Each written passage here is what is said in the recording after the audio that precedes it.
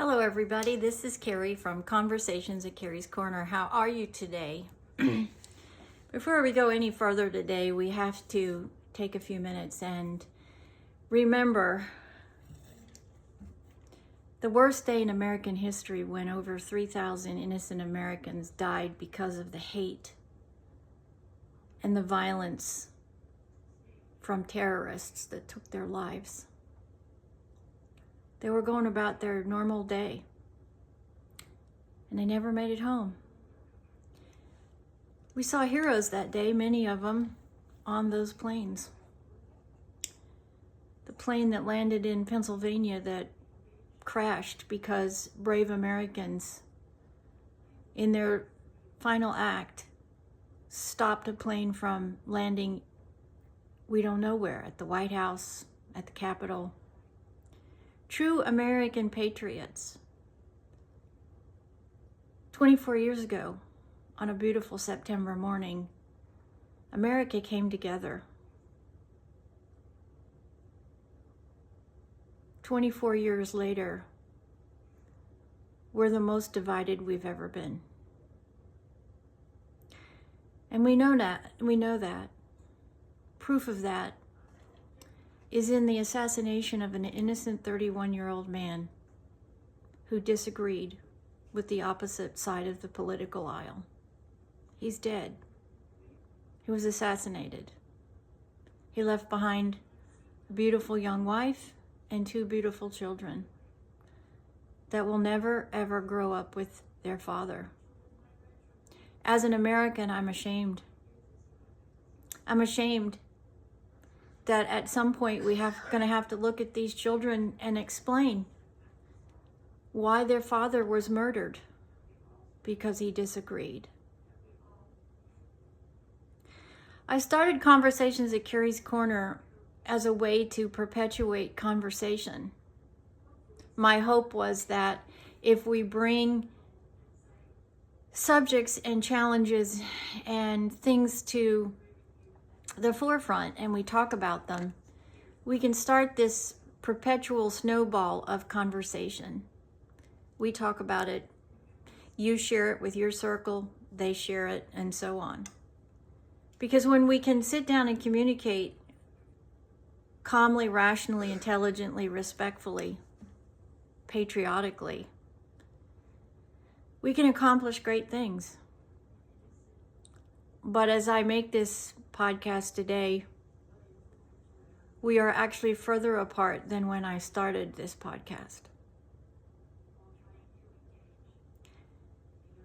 And I had to watch a young man assassinated in the prime of his life because he did not agree with the opposite side of the political landscape. How does that happen in the United States of America in 2025, 250 years ago? This country was founded. How did we find ourselves this morning at this precipice? Make no mistakes, this is a defining moment in America's future. I came here many years ago as an immigrant, my family. We were going to be here 5 years, and now we're almost 60 years later, and I've lived the American dream. I know what it means. I've seen it, I've lived it, I've experienced it.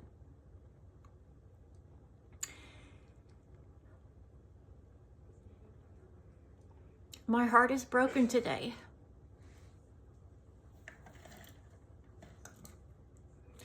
Broken for our country.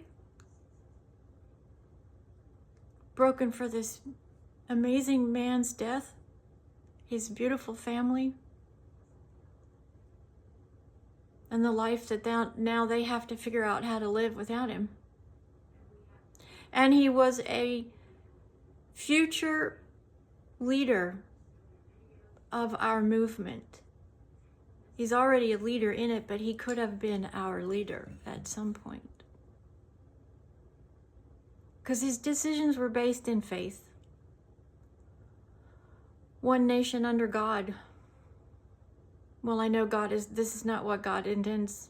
I'm a Christian. and I am shattered that I watched a fellow Christian murdered in cold blood because he did not agree. How have we let this happen?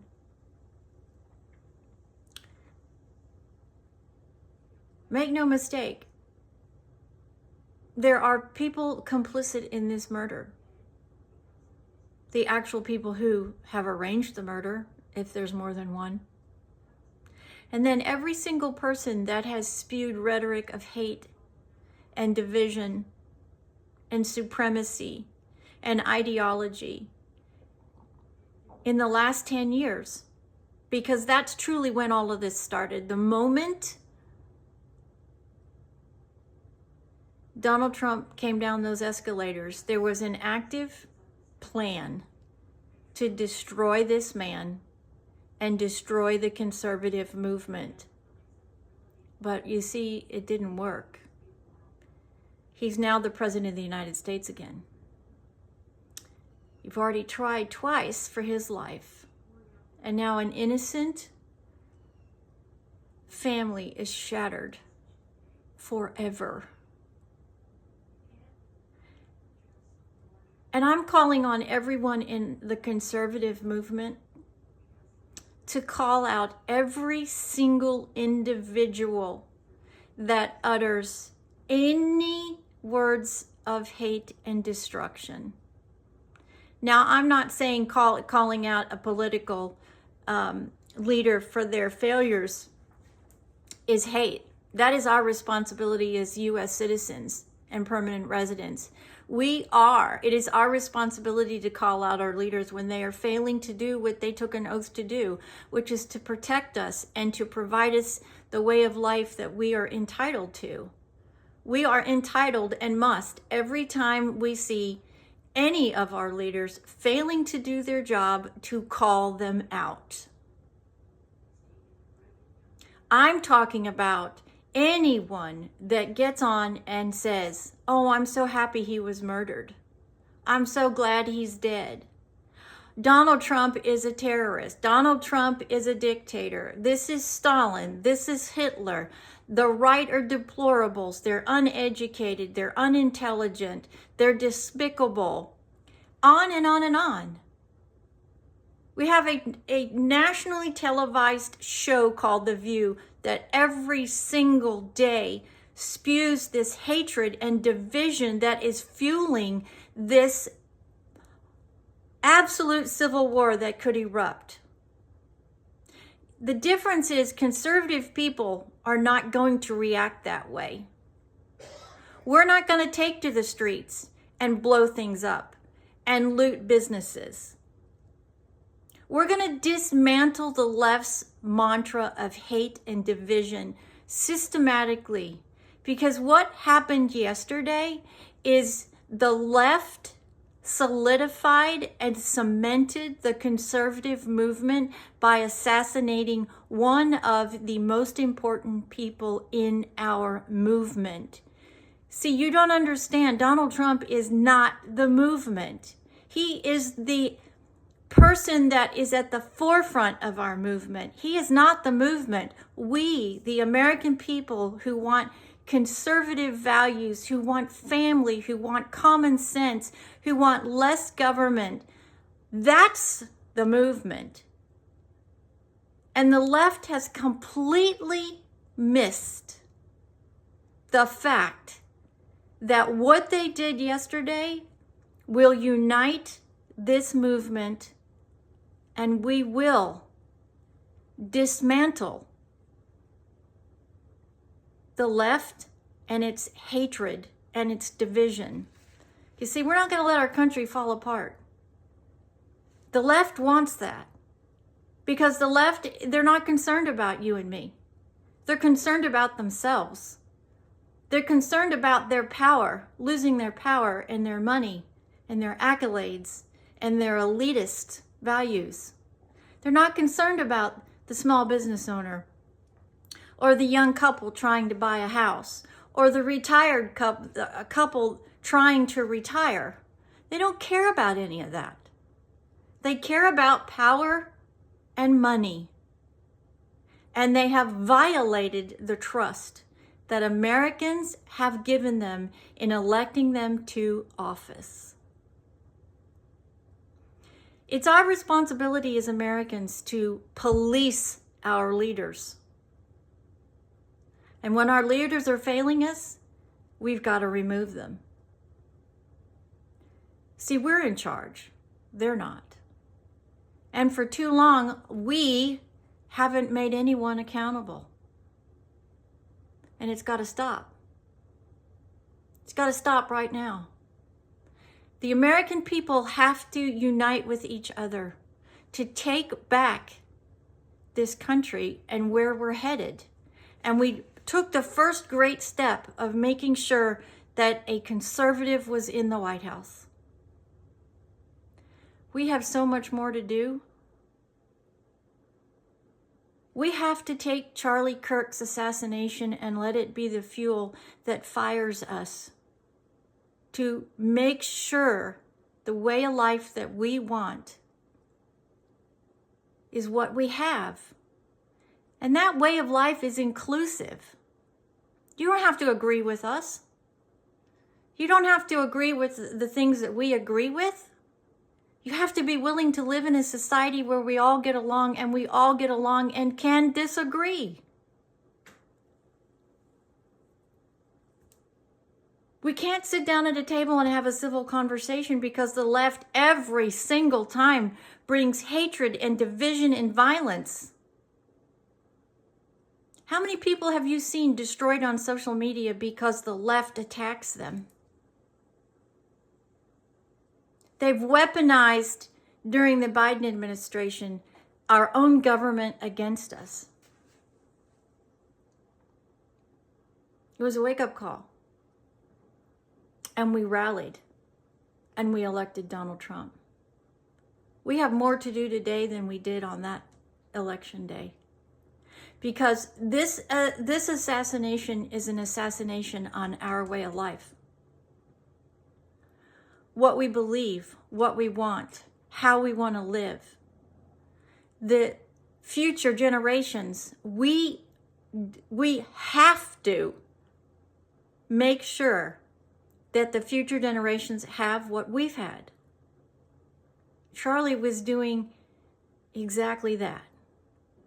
He was going to the younger generations to make sure they knew that their voices mattered. And the left murdered him because that's what he did. That can never, never be acceptable. We can't rally into the streets and demand our own form of tyrannical justice. We have to make sure this assassin is caught, charged, tried, and sent to the death chamber for murdering an innocent American. His family should have that justice. We should have that justice. So I'm asking everyone in the conservative movement today, if you are concerned about our country and where we're headed, to be the better part, take the high road. Lead by example. And I have, in my personal life, people I know that are not conservatives. We just choose never to discuss this because our relationships are more important.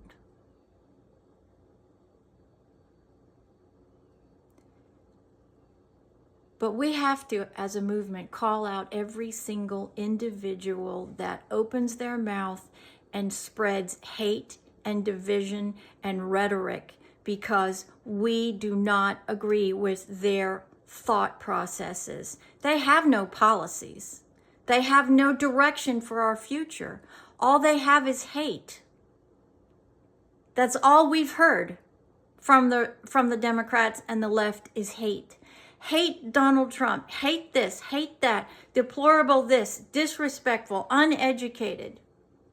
We have to eliminate things in our society that perpetuate this, like The View. The View is a perfect example of what must be dismantled, because they violate the position that they are in, because they do not represent the greater good of this country. They spit on it every day. And every single one of these people is complicit in this man's murder. Every one of them. Every one of them that has called us a deplorable, or an uneducated, or unintelligent, a hick. Every politician, every celebrity, every single person that has participated in this wave of hate and rhetoric is responsible for the death of Charlie Kirk, and his blood is on their head and their hands. And they have to live with that. We have to make them accountable for it. The right way.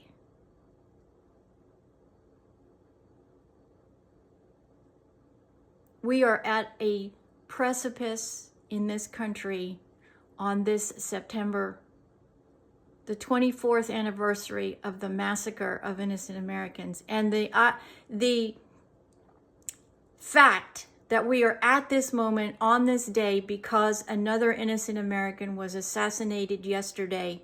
If this is not God giving us all a big wake-up call to say that we have to live one nation under God, whatever God you believe in is your business. We have to unite, or we are going to end up without a future.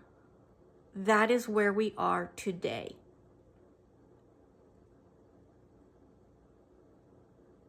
My children deserve a future. My grandchildren and their children. I've worked damn hard for my life, my American dream.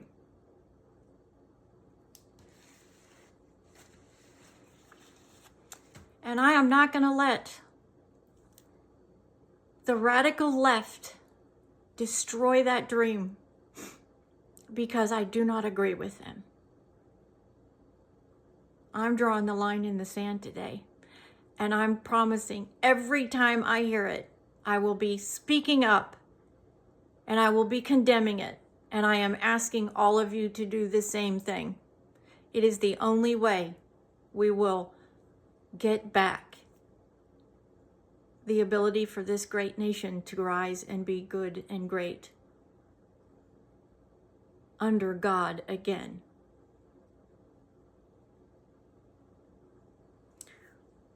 So as we reflect on 9/11, we need to remember we can come together. We did then. We need to now. We need to send our prayers and our thoughts and our support and our encouragement to all of those families who are mourning again today on this anniversary of a terrorist attack against our faith and our family and our future and our nation.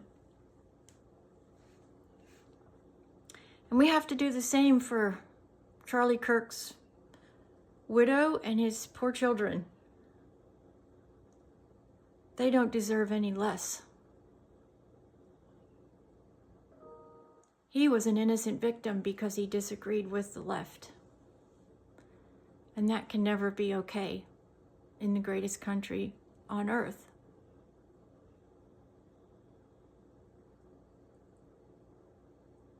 I pray we can find a way. Thank you for joining me today at Conversations at Carrie's Corner. Make your voice heard. Share. Discuss. Be a part of the solution and not the problem. May God bless all of us to keep us safe, our great nation. God bless America. Thanks for joining Carrie. That's me at Conversations at Carrie's Corner. please come back to the table and talk. We can if we want to.